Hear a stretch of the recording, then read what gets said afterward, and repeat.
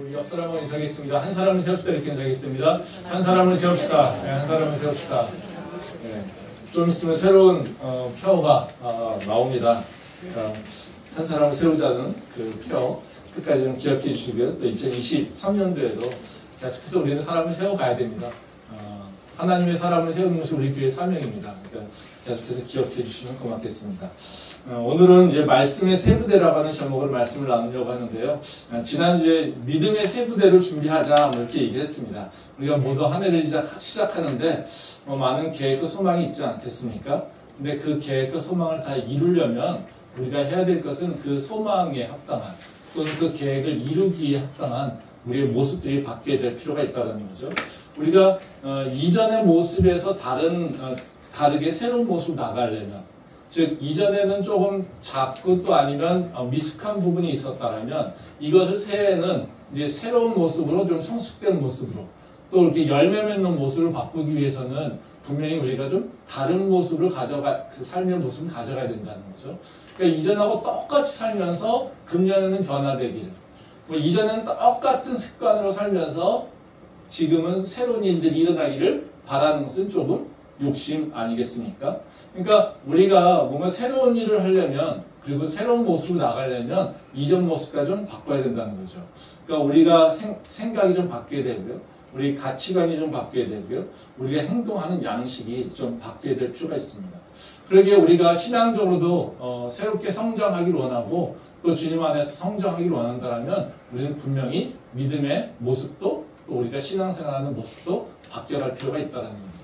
그래서 계속해서 아마 몇 주간 시리즈로 이제 세 부대라고 하는 제목으로 같이 나눌 텐데요. 오늘은 우리 신앙생활에서 중요한 말씀으로 우리가 새로워지기 위해서는 또는 말씀의 능력을 우리가 삶에서 경험하기 위해서는 우리가 말씀을 받기 위한 어떤 부대 또는 어떤 그릇을 준비해야 되는가, 이 부분에 대해서 좀 생각해 보려고 합니다. 교회에서 말씀이 중요하다는 것은 어느 누구도 부인하지 못할 겁니다. 교회 다니는 성도들이 교회를 선택할 때 가장 중요하게 여기는 요소가 뭐냐, 이런 설문조사를 예전에 한 걸 보게 되면요, 1등이 목사님의 설교입니다. 목사가 이게 부담이 되게 많이 되는 건데요. 어쨌든 교회를 선택하는 데 있어서 가장 중요하게 여기는 것이 바로 설교라는 것이죠. 그런데 다시 말하면 말씀을 중요시 여기고 또 말씀이 어떻게 선포되느냐에 따라서 그 성도들이 교회를 선택한다는 건데, 그렇기 때문에 우리가 신앙생활을 하면서 굉장히 중요하게 여기는 것이 말씀 아니겠습니까? 그럼 우리가 목사님의 설교만 중요한 것이 아니라 분명히 그 말씀에 대해서 우리가 갖고 있는 태도도 생각해 볼 필요가 있다는 것이죠. 그래서 제가 오늘은 이 말씀을 대한 우리의 태도를 좀 생각해 보려고 합니다. 그래서 말씀을 받는 것, 이런 것을 준비하기 위해서는 우리가 세 부대라는 얘기를 했었는데, 부대라고 하는 것을 어떻게 정의할 거냐, 그냥 그릇이자 담는 거죠. 우리가 말씀을 들으면 내가 그걸 어떻게 받아들이고 그걸 통해서 어떻게 새로워질 거냐, 이겁니다. 그러면 우리가 그릇 또는 부대, 이걸 어떻게 이해할 거냐라는 겁니다. 아마도 우리가 부대를 준비한다 또는 그릇을 준비한다라고 하는 것은 우리가 말씀에 대해서 어떤 인식을 갖고 있고 또 우리가 그 말씀에 대해서 어떤 행동 양식을 갖고 있는지가 규명되어야 될 거예요. 그래야 내가 말씀을 보고 또는 말씀이 뭐다라는 인식뿐만 아니라 또 말씀을 어떻게 읽거나 또는 묵상하거나 이런 것을 실천하는 방식이 들어와야지 내가 말씀을 소화할 수 있지 않겠습니까? 그러니까 우리가 말씀을 위한 세 부대라고 한다면 뭐가 정의되어야 되냐면, 나는 말씀을 어떻게 인식하고 있고 또 말씀에 대해서 나는 어떤 태도로 뭔가 행동을 하고 있는지, 그것에 대해서 우리가 정의를 할 필요가 있다는 거죠. 그래서 오늘은 바로 그 부분에 대한 얘기 좀 해보려고 합니다. 그래서 오늘은 크게는 그 말씀을 대해서 우리가 현재 갖고 있는 모습이 뭐냐, 현재 내 부대는 어떤 것일까라고 하는 것을 생각해 보고요. 또 하나님께서 우리에게 원하시는 새로운 부대, 말씀의 부대는 뭘까? 이 부분에 대해서 좀 생각을 해보도록 하겠습니다. 먼저 우리가 내가 갖고 있는 말씀의 부대는 뭘까? 좀 생각해 볼 필요가 있어요. 개인적으로는 말씀을 묵상하는 방식이 여러 가지 있을 수 있겠지만요. 크게 교회에서 잘못된 말씀을 이해하는 방식 또는 말씀에 대한 잘못된 태도를 크게 이제 두 가지로 형태로 나눌 수 있습니다. 물론 다양한 형식이 좀 있을 수 있겠죠. 그렇지만 그냥 성경 말씀을 얼마나 가까이 하고 있느냐라고 하는 관점, 그 관점에서 보게 된다면 아주 극단적으로 두 가지를 우리가 좀 볼 수 있다는 거죠. 하나는 뭐냐면요, 절대 성경을 읽지 않는다는 겁니다. 그러니까 주일 이외에는 성경을 펴지 않는다. 뭐 이런 경우가 있겠죠. 뭐 대부분 사람들은 이제 예배 오게 되면 말씀이 중요하다는 걸 인식하기 때문에 성경 그 하나님 말씀을 주일에는 굉장히 열심히, 그리고 또 입으로는 말씀이 중요해라고 얘기를 하고 있다라는 거죠. 근데 주중에는 성경을 피지 않는 사람들이 있죠. 뭐 이건 당연히 잘못된 부분인 걸 아시겠죠. 그렇죠. 그러니까 우리가 말씀이 중요하다라고 하면은 주일 예배만이 아니라 주중에도 성경을 봐야지 되는 거죠. 뭐 이런 형태의 모습이 하나 있을 수 있다는 거죠.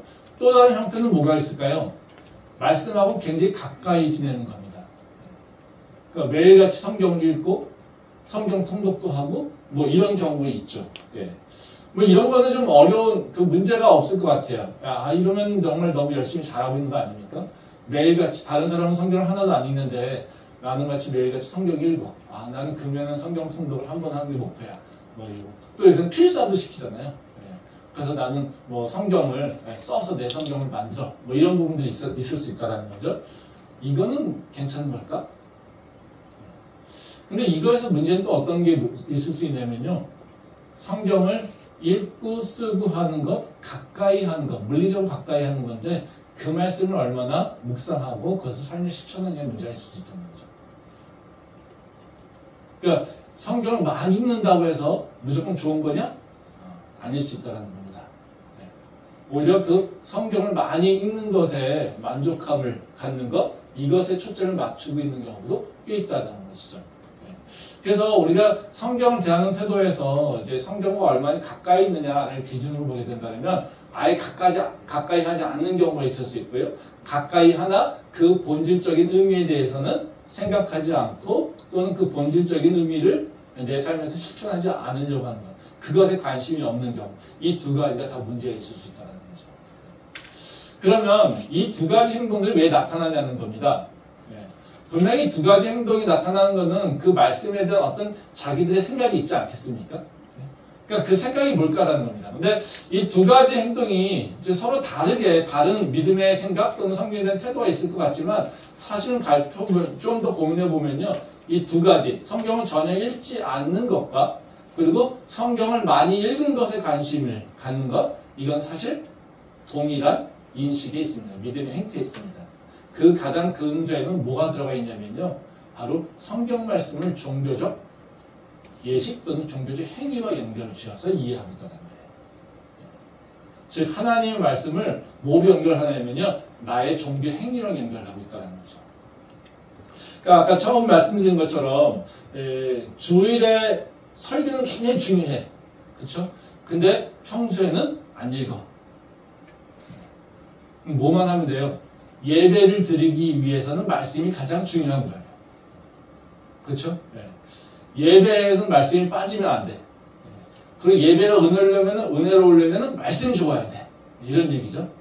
그러니까 그 주일에 와서 열심히 예배가 중요하고 설교가 중요하다고 말씀이 중요하다고 여기지만 평소에는 말씀을 읽지 않는 것은 그 사람의 생각은 뭡니까?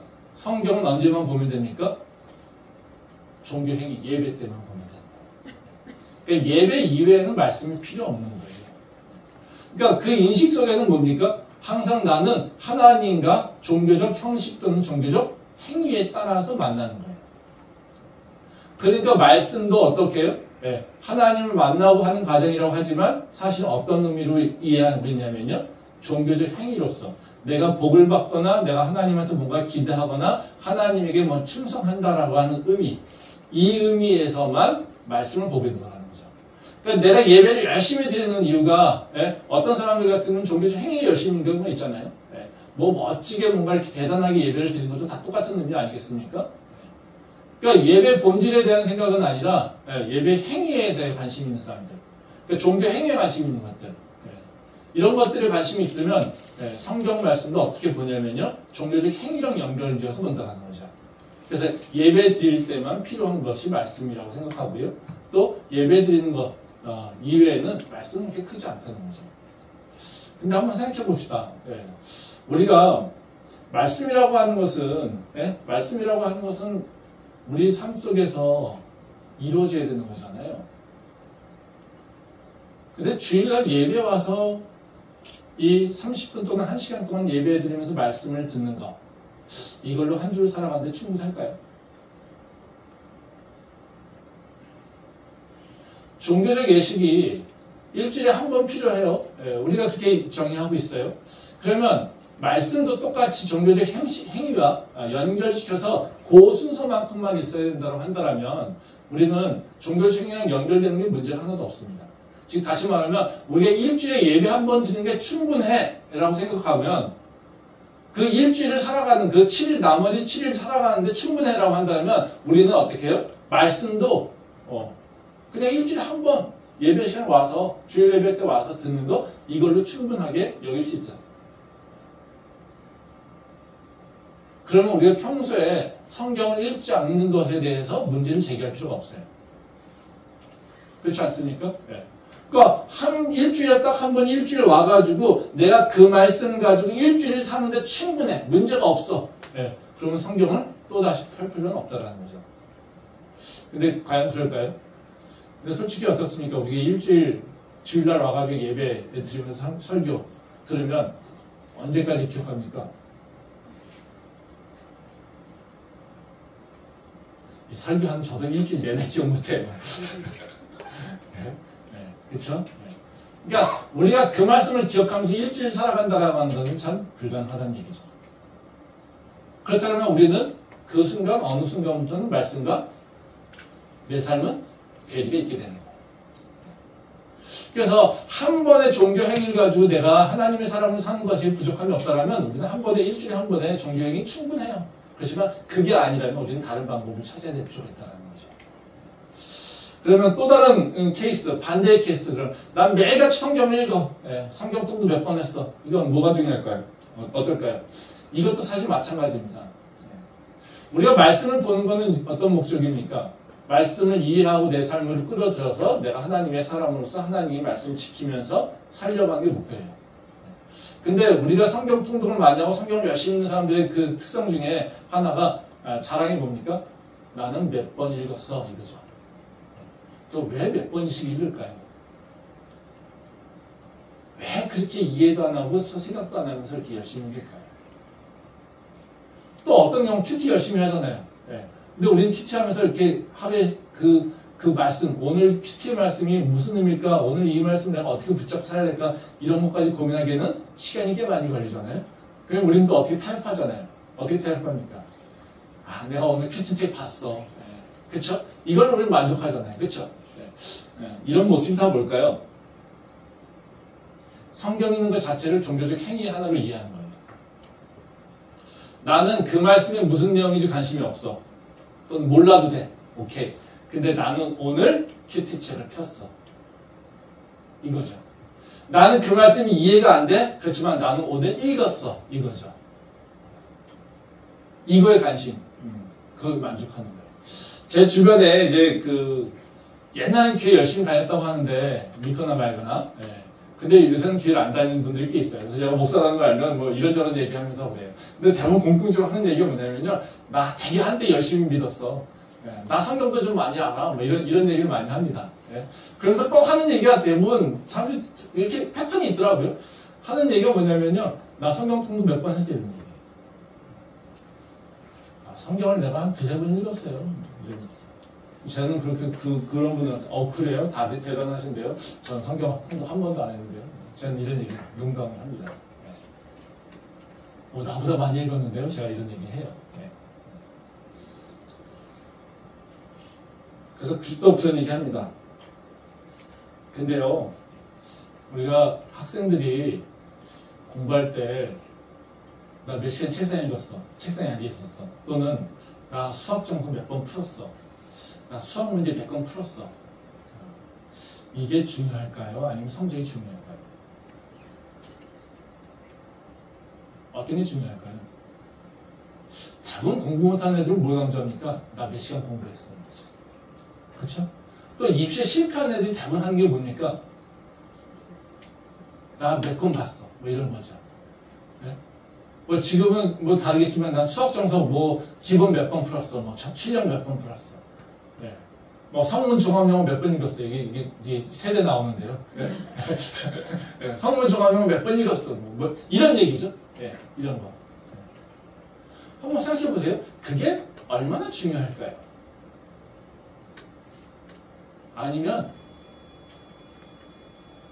수학 정서 한 번 풀고 그리고 수학 성적이 몇 점이다 또는 잘 봐서 요새 얘기는 1등급 받았어.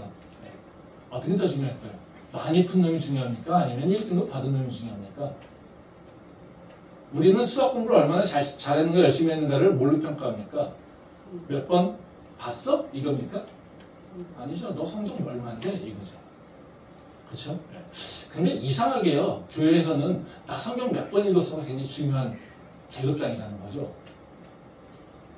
나는 성경을 많이 얼마나 알고 있어, 얼마나 많이 이해하고, 얼마나 내 삶에서 적용하고 있어. 이거에 대해서는 평가하잖아요. 어쩌면 그게 성경 아닙니까?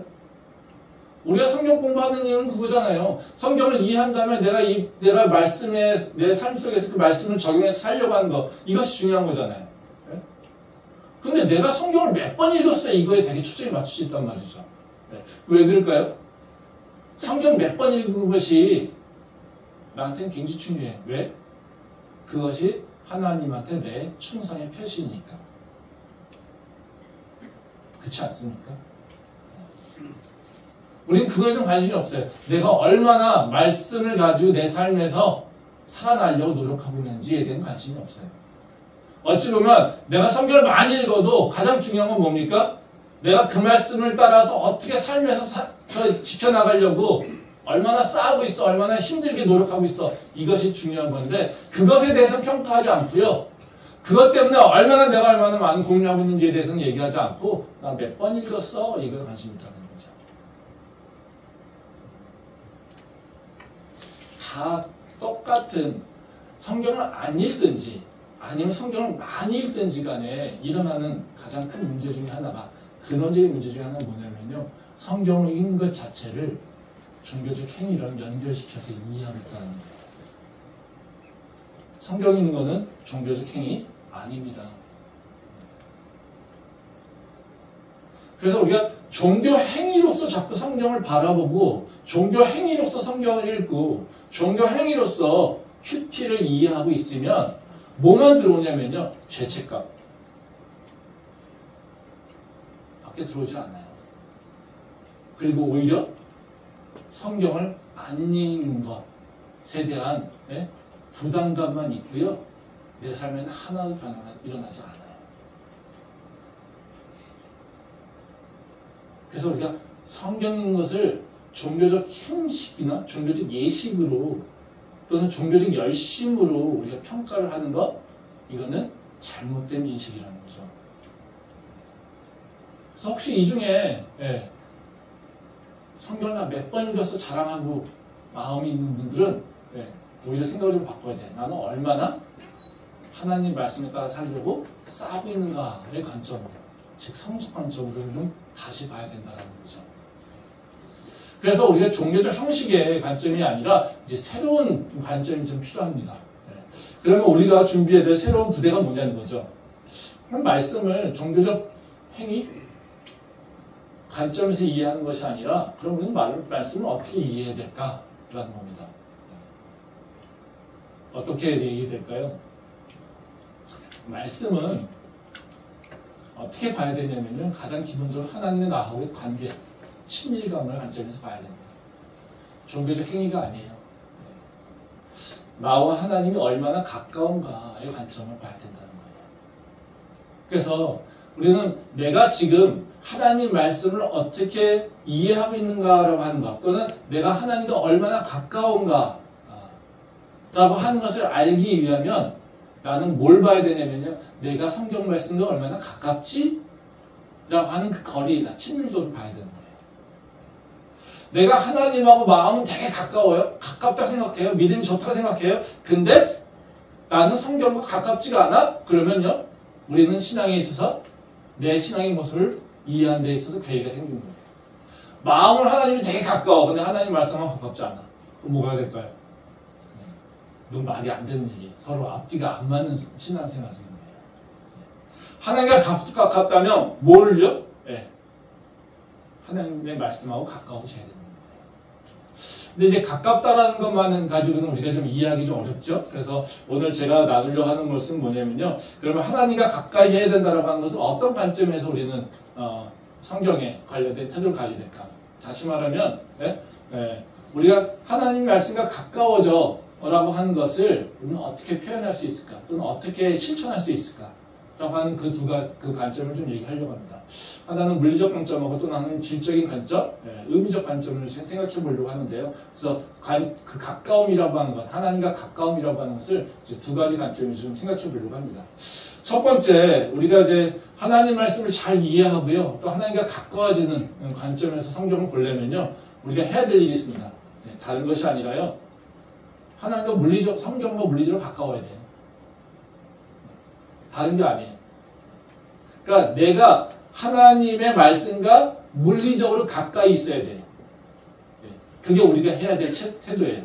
왜냐하면 물리적으로 가깝지 않으면서 성경과 가까울 수는 없어요. 아, 내가 믿음이니까 마음만 있으면 되지? 아니에요. 그렇지 않아요. 철저하게 성경은요, 물리적으로 가까워야 돼요. 다시 말하면, 우리 몸속에, 우리 몸하고 가까워야 되고요. 우리가 그 많은 시간을 좀 투입해야 된다는 거예요. 한번 생각해 보세요. 우리 연애하는데 내가 너 사랑해. 근데 자주 안 만나요. 사랑하는 거 맞아요? 아니죠. 내가 너 사랑해 하는데 그 상대가 나한테 시간을 쓰지 않나. 사랑하는 거 맞아요? 아니죠. 그렇죠? 근데 하나님 사랑해요. 근데 하나님 말씀 듣지 않아요. 하나님 사랑하는 거 맞아요?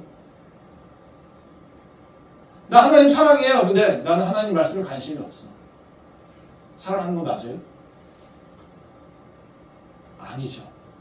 그렇죠? 그러니까 성경은요. 먼저 우리랑 물리적으로 가까워야 돼요. 그것을 우리가 준비해야 된다는 거예요. 말씀 보도록 하겠습니다. 여호수아 11장 6절부터 9절 말씀입니다. 강하고 담대하라. 너는 내가 그들의 조사에게 맹세하여 그들에게 주리라 한 땅을 이 백성에게 차지하게 하리라. 오직 강하고 극히 담대하여 나의 종 모세가 내게 명령한 그 율법을 다 지켜 행하고 우로나 좌로나 치우치지 말라. 그리하면 어디로 가든지 형통하리니 이 율법책을 내 입에서 떠나지 말게 하며 주야로 그것을 묵상하여 그 안에 기록된 대로 다 지켜 행하라. 그리하면 내 길이 평탄하게 될 것이며 내가 형통하리라. 내가 내게 명령한 것이 아니냐. 강하고 담대하라. 두려워하지 말며 놀라지 말라. 내가 어디로 가든지 내 하나님 여호와가 너와 함께 하느니라 하십니다. 아멘. 이제 이 말씀은 하나님이 이제 여호수아를 불러서 이제 가나안 땅을 정복해야 이렇게 명령하시는 그런 얘기예요. 근데 여기 말씀해 보면 하나님께서 여호수아에게 약속하는 게 있고요, 당부하는 게 있어요. 약속하는 건 뭐냐면요, 야 가서 가나안 땅 정복해, 내가 너 줄 거야. 그리고 그 정복하는 길까지 내가 너랑 끝까지 함께 할 거야. 이것을 약속하세요. 그리고 당부하는 게 있습니다. 당부하는 것도요, 용기를 내서 담대하라고 합니다. 강하고 담대하라는 같은 얘기입니다, 사실. 그러니까 너가 약하다고 생각하지 말고 강하게 해서 용기 있게 나가, 이런 얘기입니다. 그리고 또 하나는 뭐냐면요, 내 말씀을 네 입에 묵상해, 이겁니다. 그래서 두 가지 약속을 한다는 거죠. 너 가서 정복해, 그리고 내가 너와 함께 할 거야, 이거예요. 그럼 그러기 위해서 너가 해야 될 일이 있어. 너가 담대해야 돼, 용기를 내야 돼. 그리고 너 입에 항상 말씀이 있어야 돼. 이 두 가지. 이걸 보게 되면요, 어떤 특성이냐면 하나님께서는 우리한테 사명을 주시고요, 또 함께 하겠다고 약속하세요. 근데 함께 하겠다고 약속하실 때 반대적으로 우리한테 원하시는 게 있어요. 그 일을 감당하려면, 그 나가서 싸워서 정복하려면 뭐가 필요합니까? 용기가 있어야 돼요. 담대해야 돼요. 그렇죠? 하나님도 함께 하겠다고 약속하세요. 그럼 함께라고 하는 건 뭡니까? 한쪽이 하는 게 아니라 양쪽이 하는 것이죠. 그러면 내가 너와 함께 할 거야. 그러니까 너가 나와 함께 하기 위해서 네가 내 말씀을 이제 묵상해야 돼. 이런 얘기 한다는 거죠. 여기 보면 뭐라고 얘기하시냐면요. 그 8절에 보면요. 그런 얘기합니다. 이 율법책을 내 입에서 떠나지 말게 하며 주야로 그것을 묵상해. 이거예요. 뭐라고 얘기하십니까? 네 입술에서 말씀이 떠나지 않게. 그리고 또 어떻게 해요? 그거를 주야로 묵상하게. 어떻게 얘기합니까? 내 말씀이 어디에 있어야 된다고? 네 입술에 있어야 돼. 언제 있어야 된다고? 주야로 있어야 돼. 라는 거예요. 그러면 내가 너와 함께 하는 거야. 이런 얘기입니다. 하나님께서 우리한테 뭘 얘기하고 계십니까? 말씀이 어디 있어야 될지, 언제 있어야 될지 얘기하고 계세요. 어디요? 내 입술에, 그리고 언제나 주야로. 그쵸? 네. 말씀 한번 더 보겠습니다. 신명기 17장 18절 19절 말씀입니다. 그가 왕위에 오르거든 이 율법서의 등사본을 레위 사람 제사장 앞에서 책에 기록하여 평생에 자기 옆에 두고 읽어 그의 하나님 여호와 경외하기를 배우고 이 율법의 모든 말과 이 규례를 지켜 행할 것이다. 이제 이 말씀은 이제 하나님이 이스라엘 왕에게 명령하는 겁니다. 그 이스라엘 백성들이 우리도 저 다른 이방 백성들처럼 왕을 좀 세우게 해주세요. 했더니 하나님께서 반대합니다. 야, 너희 안에 왕이 세워지면 그 왕이 너희를 착취하게 할 거야. 너가 그 왕 때문에 고통당하게 돼 있어. 그러니까 왕 필요 없어. 내가 왕이잖아. 근데 아니에요. 우리도 왕이 필요해요. 하나님은 하나님이고 우리한테 사람 보이는 왕이 필요해요. 그렇게 해서 요구합니다. 그래서 하나님께서 그럼 내가 왕 허락할게 이렇게 얘기하세요. 그런데 그러면 그 왕들이 널 착취하지 않기 위해서는 이런 일들을 해야 돼 하면서 그걸 얘기해주세요. 그 중에 하나가 말씀에 대한 얘기예요. 여기 보면 뭐라고 합니까? 그 왕 옆에, 왕 옆자리에 항상 말씀을 더, 율법을 더, 그리고 평생 동안 그것을 읽고 공부하게 해. 그러면 그가 너희를 착취하는 것이 아니라 내가 선임한 왕으로서 합당한 일을 할 거야. 이렇게 얘기한다는 거죠. 여기서도 보면 비슷해요. 여호수아랑. 왕을 달라고 하니까 왕이 필요 없어. 근데 왕이 너희 잘못할 거야. 근데 왕을 잘못하지 않게 내 말씀에 따라서 너희를 선하게 이끌게 하려면 그 왕한테 뭐가 있어야 되냐면 내 말씀이 있어야 되는 겁니다. 그러니까 너가 중요하게, 너가 좋은 왕을 만들려면, 왕이 바르게 행동하게 하려면 너희한테 필요한 건 뭐냐면 그 왕의 말씀과 가깝게 해야 돼. 근데 여기서도 똑같이 뭐라고 얘기합니까? 여기 재밌는 얘기가 뭐냐면요. 평생에 자기 옆에 두고 읽어 그의 하나님 여호와를 경외하기를 배우며 이렇게 얘기하고 있어요. 19절 말씀입니다. 여기서도 하나님께서 뭐라고 하십니까? 율법을 그 왕의 옆자리에 두게 해요. 왕자 옆에 두게 하라는 겁니다.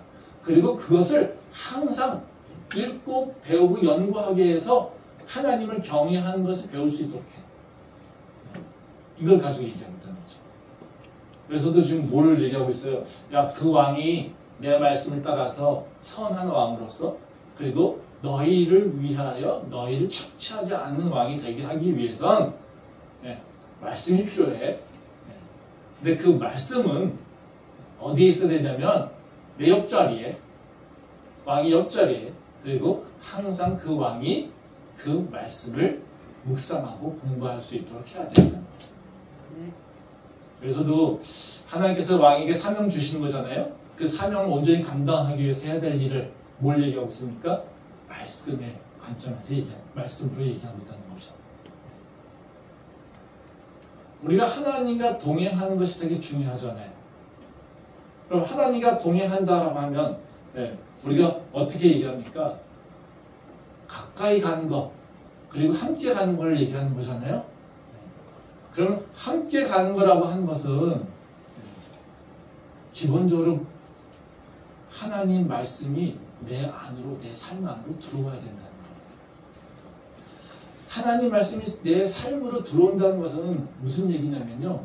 바로 물리적으로 내 가까이 있어야 되는 거고요. 시간적으로 나하고 같이 있어야 된다. 이게 우리한테 지켜져야 된다는 거죠. 아까 얘기하지 않았습니까? 우리가 물리적으로 일정 떨어져 있어도 문제가 없다면 우리는 말씀은 그 물리적 시간에 따라서 해도 돼요. 근데 다시 말하면 이 주일 예배에 말씀 되게 중요해요. 근데 그 주일 예배 말씀 한 번으로 우리가 일주일 동안 하나님과 가까이 살 수 있다면 우리는 그 말씀에 대해서 너무 스트레스 받을 필요가 없어요. 근데 그 일주일에 이 한 번의 예배에서 듣는 말씀이 내가 일주일 동안 하나님의 사람으로서 하나님의 말씀에 합당하게 살아가는데 충분치 않다면 우리는 다른 방법을 생각해야 된다는 거예요. 좀 더 현실적으로 얘기한다면 내가 일주일 동안 일요일날 와서 예배 드리면서 들었던 그 말씀이 내 삶을 일주일 동안 내 삶 속에 기억되며 그 말씀을 이루기 위해서 내가 살고 있다면 어찌 보면요, 빼만 말씀 안 읽으면 될지도 몰라요. 근데 우리가 그러냐는 거죠. 우리 그렇지 않잖아요. 아까 말씀드린 대로 금방 잊어버리잖아요. 하나님께서 우리의 말씀을 뭐라고 표현합니까? 영이 양식이라고 얘기하잖아요. 육이 양식과 대비하지 않습니까? 육이 양식은 어떻게 해요? 하루에 3끼. 그렇죠? 시간을 따라서 밥을 먹지 않습니까? 영의 양식도 어떻게 해요? 그 말씀을 양식을 비교하는 건 뭡니까? 이거는 대비시키는 거 아니겠어요? 시간을 따라서 먹어야 되는 거 아니겠어요? 일주일에 밥 한 번 먹고 우리가 충분하지 않잖아요. 다 알고 있잖아요. 그쵸? 네. 그러면 우리가 충분하지 않은 그것을 알면 분명히 보충해야 되는 마음이 있어야 되는 거예요. 그게 정상인 거예요. 내가 배고픈데 나 배고프지 않아. 계속해서 나를 세뇌시키면서 나는 참을 수 있으면 어떻습니까?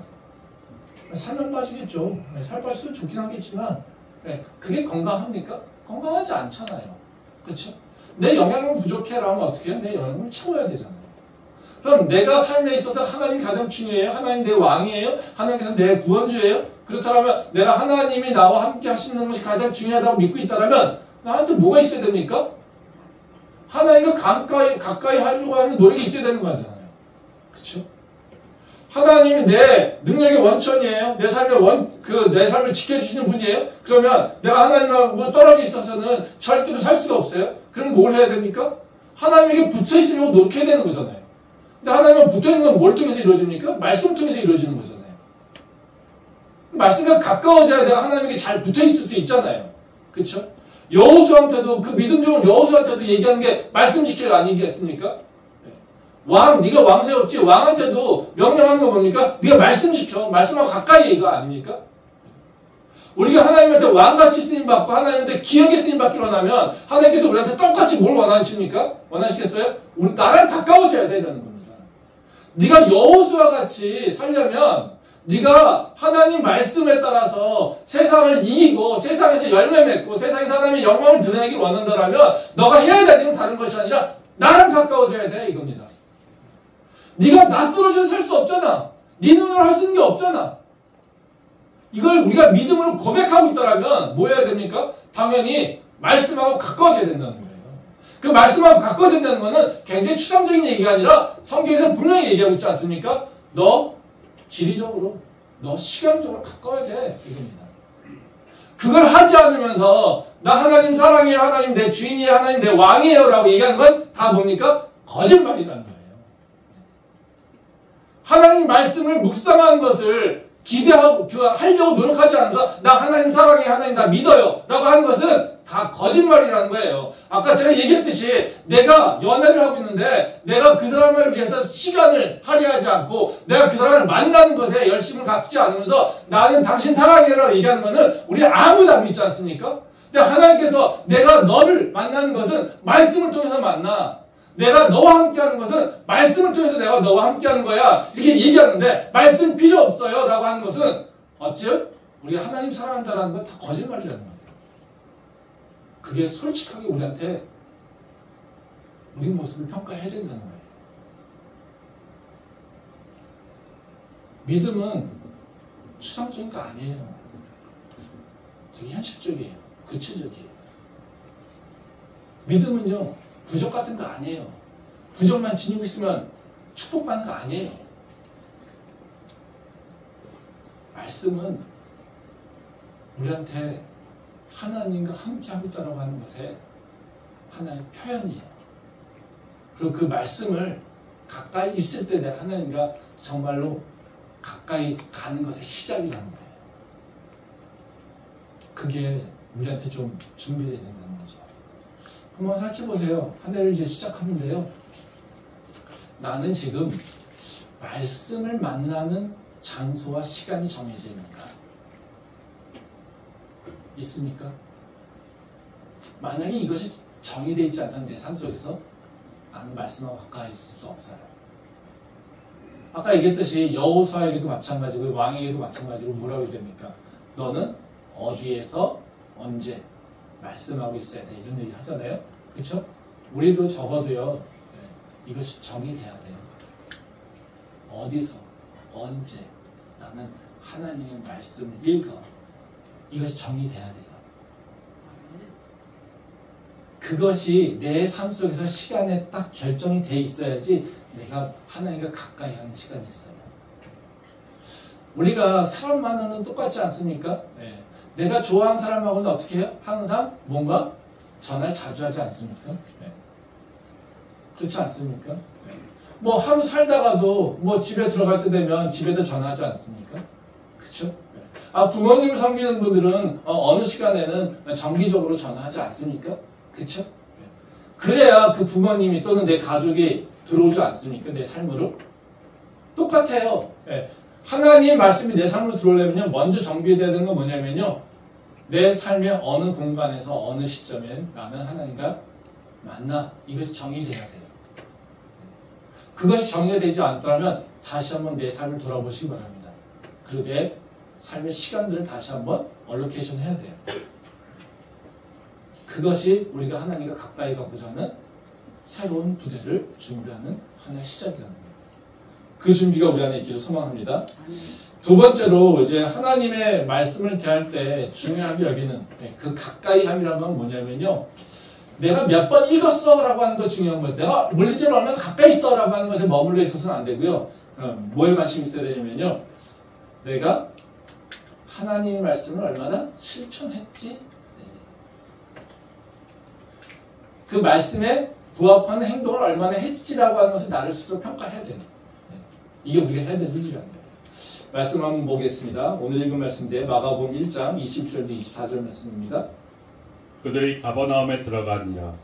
예수께서 곧 안식일에 회당에 들어가 가르치시매 못 사람이 그의 교훈에 놀라니 이는 그가 가르치시는 것이 권위 있는 자와 같고 서기관들과 같지 아니함이러라. 마침 그들의 회당에 더러운 귀신 들린 사람이 있어 소리질러 이르되 나사렛 예수여, 우리가 당신과 무슨 상관이 있나이까? 우리를 멸하러 왔나이까?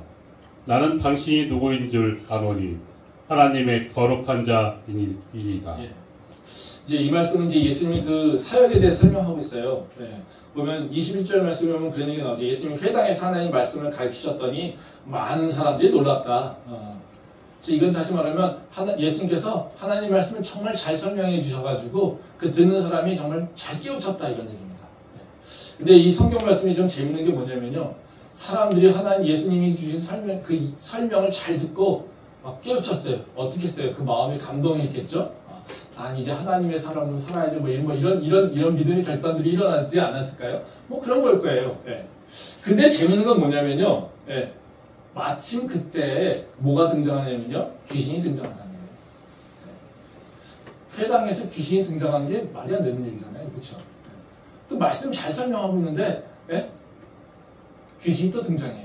그렇죠? 근데 이 귀신이 나타나는 거는 분명히 단 이유가 있어요. 우리한테 주는 교훈이 있다는 겁니다. 왜냐면 이 귀신이 일어나는 반응이 재밌어요. 24절 말씀에 보면 그런 얘기입니다. 예? 24절 말씀에 보면 그 귀신의 반응에 대해서 얘기하고 있는데요. 귀신의 반응은 이제 두 가지로 요약돼요. 예. 하나는 뭐냐면요. 아, 내가 예수님, 당신 누군지 알아요. 그래. 거기 보면, 예? 그런 얘기 하잖아요. 예. 나는 당신이 누군지 아느니 하나님의 거룩한 자이다. 이거예요. 아, 예수님, 당신 내가 누군지 알아요. 당신 설명하면 내가 뭔지 알아요. 이 얘기예요. 그게 하나의 요약이고요. 또 다른 하나는 뭐냐면요. 예. 근데 그냥 나한테 아무 짓 하지 말고 그냥 가요. 이겁니다. 거기 보면 뭐라고 얘기하고 있어요. 우리가 당신과 무슨 상관이 있나니까? 이렇게 얘기합니다. 나랑 무슨 상관이 있습니까? 예수님, 그냥 놔둬요. 이거예요. 이 재밌는 얘기죠? 네.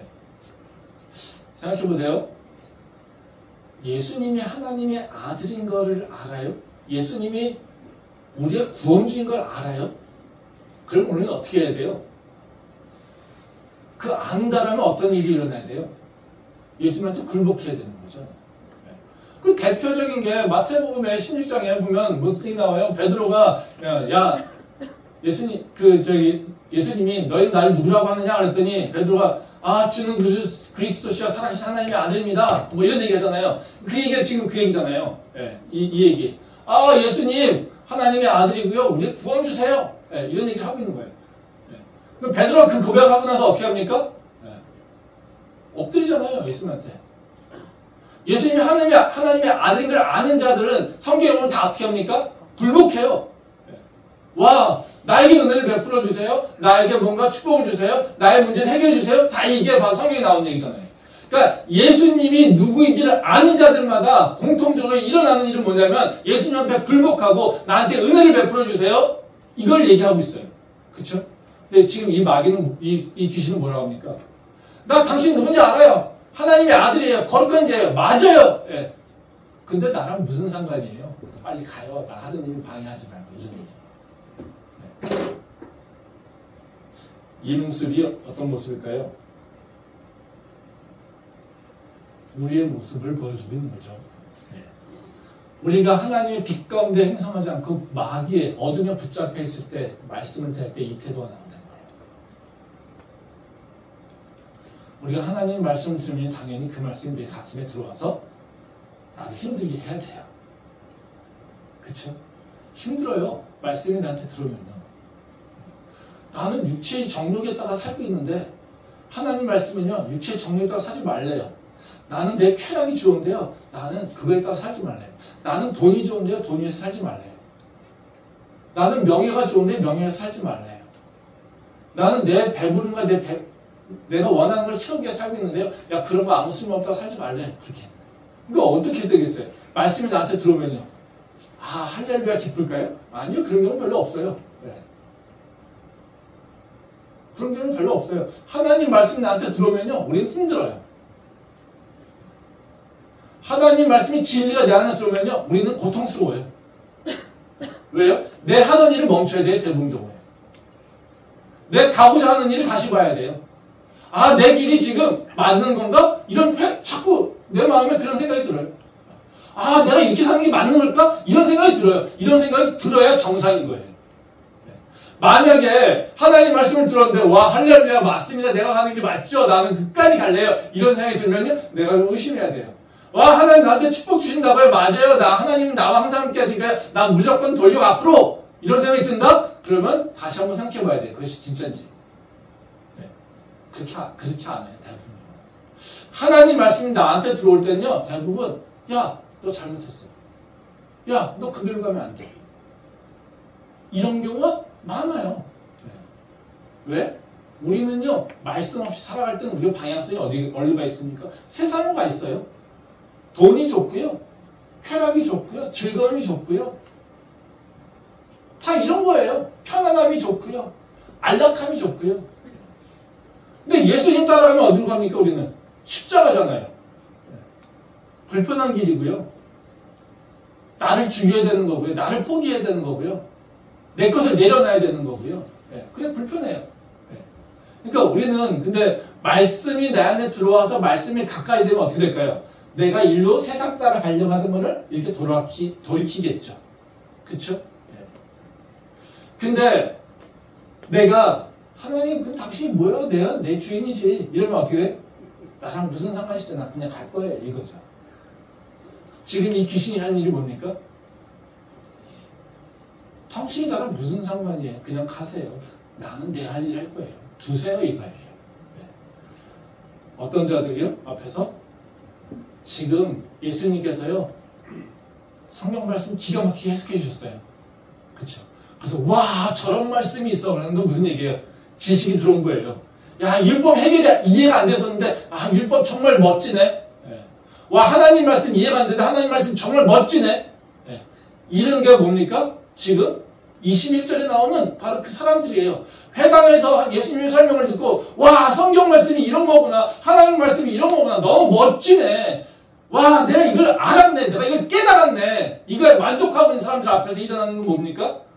귀신 얘기예요. 알고 있어 나는. 야 니네 그거 몰랐냐? 난 다 알고 있어. 근데 나랑 무슨 상관이야? 난 내일 갈 거야. 그 자들을 하나님 예수님께서 어떻게 해요? 그 귀신을 물리치신다는 거예요. 우리가 성경에 있어서 물리쳐야 되는 게 뭐겠어요? 모름일까요? 아니, 모르면 물어보면 돼요. 성경 말씀하고 관련돼서 우리가 극복해야 되는 게 뭐겠어요? 봐도 이해가 안 돼요? 네. 물어보면 돼요. 네. 목사님한테 물어보면 돼요. 저한테 물어보면 돼요. 네. 아, 권사님들한테 물어보면 돼요. 같이 토론하면 돼요. 네. 그렇죠? 네. 우린 자꾸 성경 봐도 이해가 안 돼요. 아, 그럼 공부하면 되잖아요. 그렇죠? 네. 아, 공부 안 하고 어떻게 이해돼요? 연구 안 하고 어떻게 이해돼요? 근데 아는 것보다 더 중요한 건 뭐냐면요. 지켜내는 거예요. 실천하는 거예요. 아, 이 말씀이 나랑 상관이 있구나라고 하는 것에 대한 고민을 하고 있는 거예요. 지금 예수님께서 와 하나님 말씀 멋져요. 와 예수님 당신 설명하니까 내가 말씀을 좀 이해할 수 있을 것 같아요. 딱 얘기를 했어요. 네. 그랬더니 귀신은 잘못된 문제는 나랑 상관없어요. 그랬더니 그들을 멸하시는 거잖아요. 우리도 똑같은 거예요. 말씀을 깨닫기 시작하면요. 들어오는 게 무슨 얘기겠어요? 두 가지 마음이 있는 거죠. 하나는 지켜야지. 하나는 내가 이렇게 가야지. 예수님하고 상관이 있는 존재는 어떤 존재일까요? 내가 이렇게 가야죠? 아니죠. 예수님 말씀 따라 살아야죠. 라고 하는 거예요. 이게 우리가 말씀을 통해서 하나님한테 나가는 방법이라는 거예요. 말씀 한번 더 보도록 하겠습니다. 요한복음 5장 39절 40절 말씀입니다. 너희가 성경에서 영생을 얻는 줄 생각하고 성경을 연구하거니와 이 성경이 곧 내게 대하여 증언하는 것입니다. 그러나 너희가 영생을 얻기 위하여 내게 오기를 원하지 아니하는도다. 이 말씀은 이제 성경을 열심히 읽으나 예수님과 관계 맺지 못하는 경우, 예수님에게 가까이 가지 못하는 경우에 대해서 얘기를 하고 있는 거예요. 그 40절 말씀에 보면 그런 얘기가 나오죠. 너희가 영생을 얻기 위해 내게 오기를 원하지 아니하는도다. 이런 얘기예요. 근데 그럼 뭐라고 얘기합니까? 성경을 연구하거냐 이 성경이 곧 내게 대해 증언하는 것이다. 이런 얘기를 하시면서 얘기하는 거잖아요. 그러니까 유대인들이 성경을 열심히 읽어요. 네. 그걸 통해서 뭘 뽑아냈습니까? 율법을 다 뽑아냈어요. 그래서 어떻게 말씀을 지켜야 될까를 다 뽑아냈어요. 그러고 나서 하는 일이 뭡니까? 자신들의 자랑만 하고 있어요. 그렇죠? 네. 그래서 그들이 뭘 모릅니까? 예수님이 누군지를 몰라요. 성경에서. 성경은 예수님에 대해서 얘기하고 있고 그들이 얘기하는 구약이라고 하는 것은 바로 예수님에 대해서 예언하고 있는 것들인데 인간의 죄인된 모습과 하나님의 그 은혜의 역사를 우리가 얘기하고 있는 게 바로 구약인데 그 구약을 보면서 그들은 율법, 안식일은 어떻게 지켜야 돼? 정결예식은 어떻게 해야 돼? 기도는 어떻게 해야 돼? 이런 것들만 룰만 쌓고 그 룰 따라서 근처로 가게 되면 자기네들이 의로운 자로 생각하고 있다는 거죠. 그래서 뭘 못 칩니까? 예수님을 놓쳐버리는 거예요. 그것에 대해서 예수님이 한탄하고 있는 것이죠. 우리가 성경을 공부하다 보면요. 어떤 단계로 들어가냐면 성경을 공부하면 첫 단계는 하나님 말씀을 모르다가 하나님 말씀이 들어와요. 예. 이해하는 단계예요. 근데 이 이해하는 단계에 우리가 딱 들어오면요, 만족하는 게 있어요. 아, 몰랐네, 알았네. 그리고 성경을 보다 보면요, 어떤 분 이해하기 시작하면요, 세상이 보여요. 세상이 돌아가는 원리가 보여요. 다는 아니지만요, 그 깨우침이 있어요. 우리는 그 깨우침에 대해서 되게 만족감이 와요. 사람이 사는 그 기쁨이요, 여러 가지에서 오는데요. 뭔가 이렇게 물질을 많이 누리고 뭔가 좋은 걸 누리는 것에서 오는데요. 사람이 알게 되는 것에서 오는 기쁨이 있어요. 깨우치는 것에 오는 기쁨이 있다는 거죠. 그러니까 성경을 보게 되면 우리가 기쁨이 있어요. 어떤 기쁨이 있냐면 모르는 것을 배우게 되고 보지 못한 것을 보게 되는 기쁨이 있어요. 그 기쁨에 머물러 있을 수 있다는 거예요. 근데 우리가 누려야 될 것, 우리가 가져야 될 것은 뭐냐면요, 그 기쁨이 아니라 그 기쁨 뒤에 있는 십자가를 바라봐야 돼요. 그것이 내 삶에서 일어나야 된다는 거예요. 우리가 성경 말씀을 통해서 하나님을 알고 하나님을 예수님을 닮아가려고 하는 모습, 이게 우리한테 있어야 된다는 거예요. 그걸 통해서 우리는 하나님과 더 가까이 해야 된다는 거예요. 우리는 자꾸 그렇기 때문에 문제는 성경을 보면서 내가 그거를 뭔가 하나님의 말씀 따라 내 삶을 살려는 거에서 관심이 없어요. 아는 거에서 관심이 많은 경우가 많아요. 그게 증거가 요새는 목회자가 아니어도 신앙 공부하지 않아도 성도들이 많은 책을 쓰지 않습니까? 신학책을. 그건 뭐겠어요? 다 깨달음이 있는 거죠. 깨달음이 있는 겁니다. 그럼 그 깨달음이 우리가 추구해야 될 궁극의 것이냐? 그건 아니라는 거예요. 그 깨달음을 통해서 우리가 해야 될 일은요, 예수님의 십자가를 따라 가는 것에 끝이 있다는 거예요. 근데 아까 얘기했듯이 성경 통독 몇 번 했어? 라고 하는 것이 중요한 가치로 내가 마음에 들어왔을 때, 나는 성경을 얼마나 알고 있어, 나는 복음을 얼마나 알고 있어, 나는 알고 있어 라고 하는 생각이 들어왔을 때 일어나는 일이 뭐겠습니까? 귀신 같은 일이 일어난다는 거예요. 나랑 무슨 상관이 있어? 성경이 오히려 난 이미 다 알고 있어, 나는 깨달았어. 근데 내 인생이 별 도움이 안 되더라. 성경 공부 여러 번 했는데 그렇다고 내 인생이 바뀌지 않더라.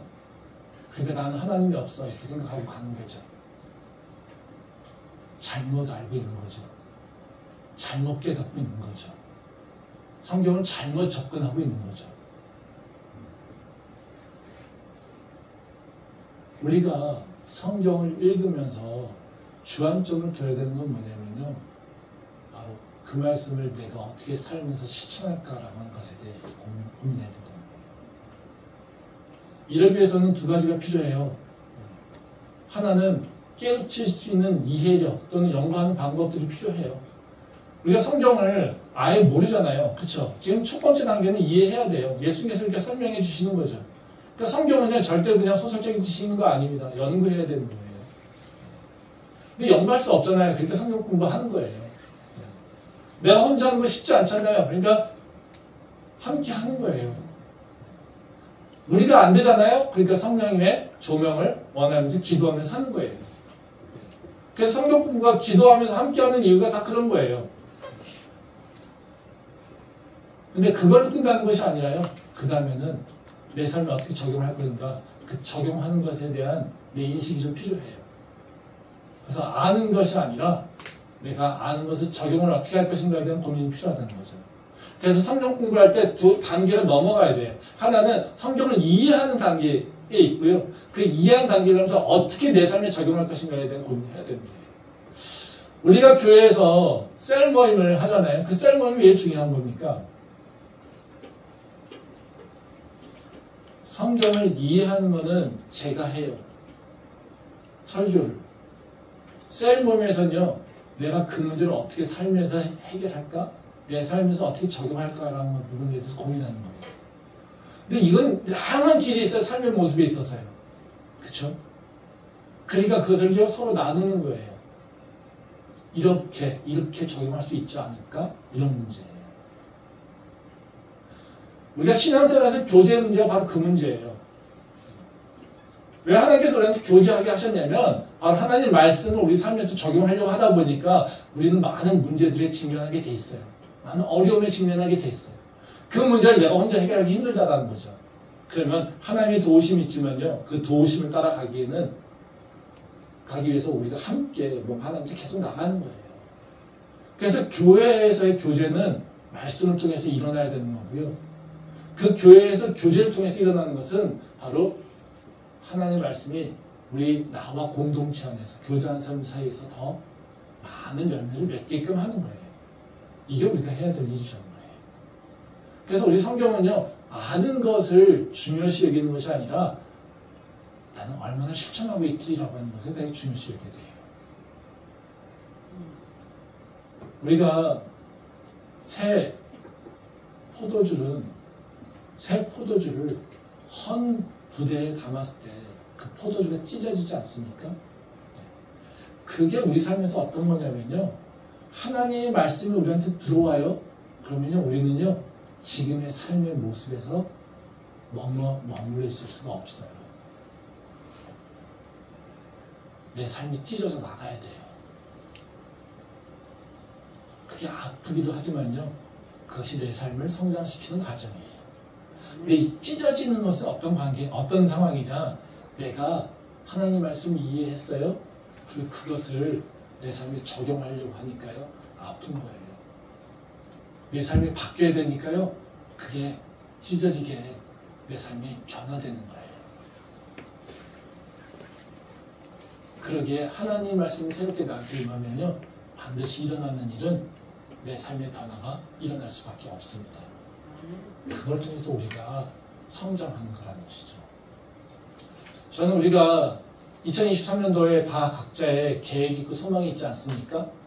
분명히 지금의 모습보다 성장하고 지금의 모습보다 더 그 성숙된 모습으로 지금보다 더 발전된 모습 열매를 맺기를 원하겠죠. 그렇죠? 그러면 지금과 다른 삶의 열매를 맺기를 원한다면 우리는 어떻게 해요? 분명히 새로운 그릇이 필요해요. 새 열매를 담을 수 있는 새로운 그릇이 필요하다는 거죠. 그건 다른 것이 아니라 바로 우리가 하나님과 나하고 관계 속에서 이제 새로운 그릇이 필요합니다. 그러면 그 관계를 맺고 있는 여러 가지 일들, 그중에 말씀에 있어서요, 새로운 그릇이 필요하다는 거죠. 그 그릇이 바뀔 때 우리가 담는 말씀이 틀려질 것이고요. 그 말씀 담는 것이 틀려질 때 우리의 삶은 분명히 바뀔 수 있다는 거죠. 그 변화가, 그 성장이 우리 안에 있기를 소망합니다. 기도하겠습니다.